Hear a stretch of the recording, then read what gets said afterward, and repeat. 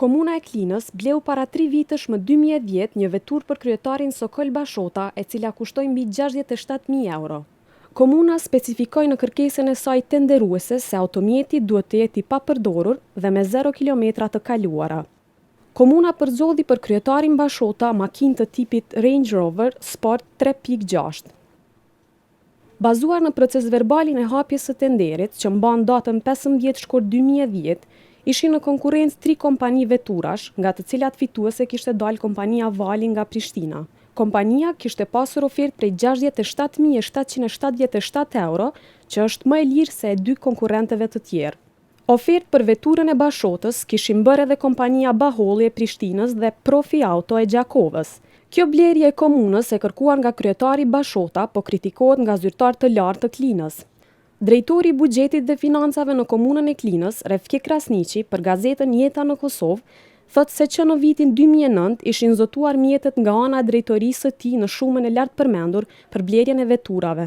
Pas një kërkese të bërë nga ana e kryetarit Bashota, ishte vendosur që këto mjetet të shpenzoheshin për blerjen e një veture të vetme për të. Ai thotë se komuna shpenzon rreth 2.000 euro në vit për servisimin e kësaj veture dhe mendon se kjo është një shumë e madhe për buxhetin e vogël të kësaj komune. Për blerjen e kësaj veture ka qenë kundër edhe kryesuesi i Kuvendit Komunal të Klinës, Fadil Gashi, partia e të cilit LDK është në koalicion me PDK në këtë komunë. Nuk kam qenë asnjëherë i pajtimit me atë pazar që është bërë nga ana e kryetarit Bashota për të blerë një veturë kaq luksoze, duke marrë parasysh se kushtet e kërkuara për një zyrtar komunal ose edhe kryetar do të mund t'i plotësonte edhe një veturë me një çmim prej 30.000 eurosh. Gazeta Jeta në Kosovë ka kontaktuar kryetarin Bashota, por ai nuk ka dashur të komentojë, duke sugjeruar se një përgjigje mund të jap zyra për informim.